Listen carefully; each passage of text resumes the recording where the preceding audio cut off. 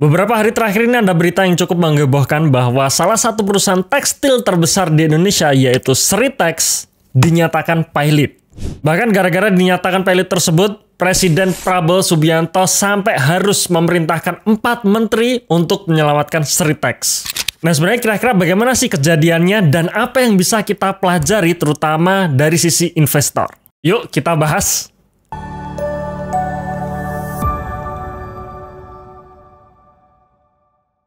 Oke teman-teman sekalian, sebelum saya melanjutkan pembahasannya, jangan lupa teman-teman untuk subscribe channel The Investor ini dan silahkan teman-teman join di channel Telegram kami karena kadang di situ saya share tulisan-tulisan yang tidak bisa saya videokan. Untuk join di channel Telegramnya silahkan teman-teman hanya masuk melalui link di bawah ini saja ya. Sekali lagi hanya lewat link yang tertera di dalam deskripsi box.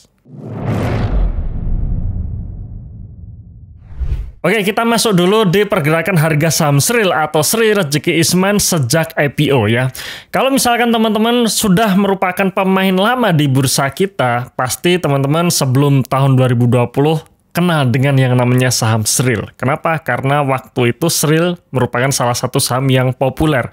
Bahkan kalau nggak salah sempat masuk di indeks LQ45 dan menjadi salah satu saham incaran para investor ya.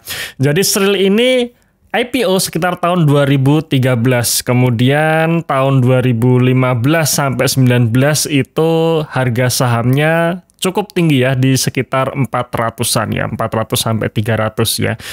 Sebenarnya sejak tahun 2017 sampai 2019 ini bisa dikatakan sideways ya. Cuman ini kan chart bulanan ya. Kalau kita lihat secara hariannya ini cukup volatile sehingga ini bisa menjadi saham ya, salah satu saham favorit untuk ditradingkan.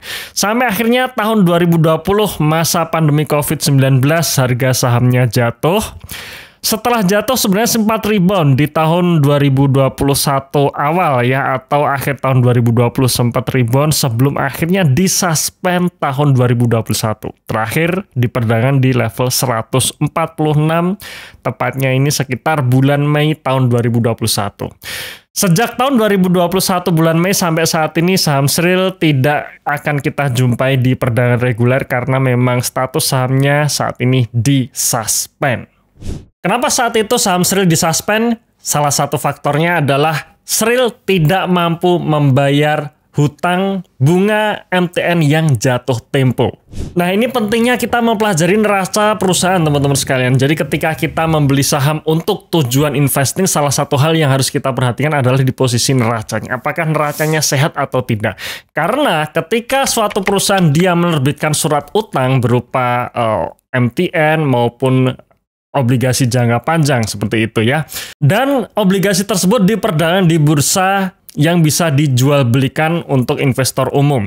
Biasanya ketika MTN suatu perusahaan itu bisa diperdagangkan dan dijual belikan, rata-rata yang melakukan jual beli itu perusahaan institusi ya, bahkan bisa salah satunya bank.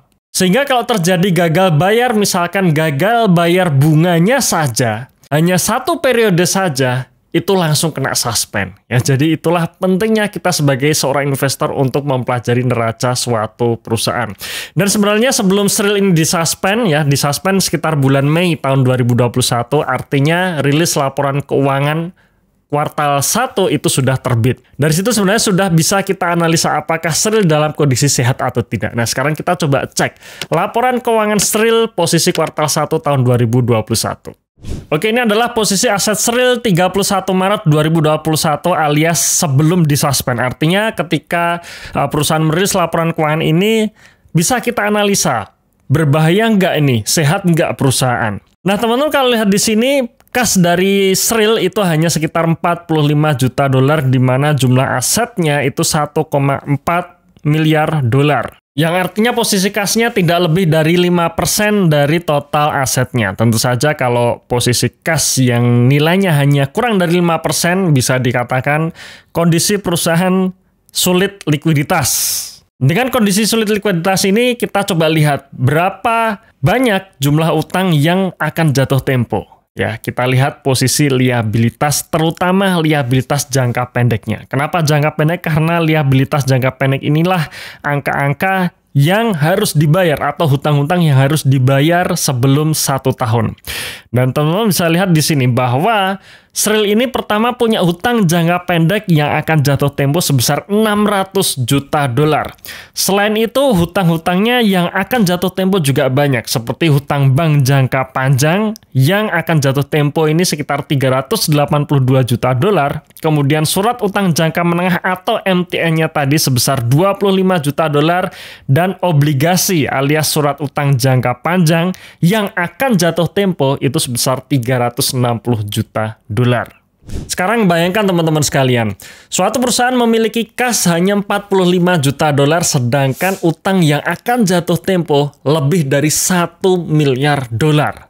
Gimana caranya perusahaan yang punya kas kecil seperti itu akan melunasi hutang yang sangat besar? Apalagi posisi arus kasnya pun itu juga negatif, di mana pada posisi 31 Maret 2021, kas neto yang digunakan untuk aktivitas operasi minus 400 juta dolar. Oke, memang bisa dikatakan pada tahun 2021 lalu pasca pandemi COVID tahun 2020, industri tekstil memang masih sulit. Di mana permintaan global melemah, kemudian ada banyaknya impor tekstil dari China khususnya, dan itu menggerus market share dari Sritex itu sendiri. Namun yang teman-teman harus perhatikan bahwa sebelum tahun 2020 sebenarnya Sritex itu masih berjaya. Di mana sebelum tahun 2020 Sritex selalu bisa menghasilkan laba bersih, arus kasnya selalu positif dan rajin membagikan dividen. Tapi satu hal yang menurut saya tidak pas adalah waktu Sritex berjaya, Sritex justru tidak melakukan penyihatan neraca alias hutangnya selalu dipupuk lebih tinggi tanpa rem dan akhirnya meletus saat kondisi ekonomi sedang tidak baik-baik saja. Kita coba lihat histori hutang dari Sril. Oke teman-teman sekalian, ini adalah histori hutang maupun obligasi yang dimiliki oleh Sril sejak tahun 2013. Nah, sejak IPO tahun 2013 sampai dengan tahun 2019, Sril selalu bisa membukukan laba bersih, bahkan selalu rutin membagikan dividen. Tapi kalau teman-teman lihat posisi hutangnya, dalam rasio DER atau debt to equity ratio selalu di angka 100% lebih ya, bahkan 178%, 140% dan sebagainya. Tahun 2020 saat pandemi pun itu angkanya masih di 152% untuk posisi DER ya. Dan teman-teman bisa lihat di sini setiap tahun hutang Sril ini selalu naik, bukannya berkurang, melainkan selalu naik. Tahun 2021 otomatis ketika kinerjanya tertekan, industri tekstilnya juga tertekan, hutangnya mau nggak mau naik ya, karena untuk menutupi arus kas yang negatif, dia harus membuka atau meminjam uang yang lebih banyak lagi. Di sisi lain, rasio DER-nya menjadi minus 354%. Apa artinya minus? Karena equity-nya negatif. Jadi mulai tahun 2021, equity dari Sritex mulai negatif. Pertanyaannya adalah kenapa saat masa berjayanya Sritex, justru Sritex menghambur-hamburkan uang, tidak melakukan efisiensi, tidak melunasi hutang-hutangnya, tapi justru menambah hutang. Gimana pendapat kalian tentang hutangnya Sritex? Coba kalian tuliskan di kolom komentar ya.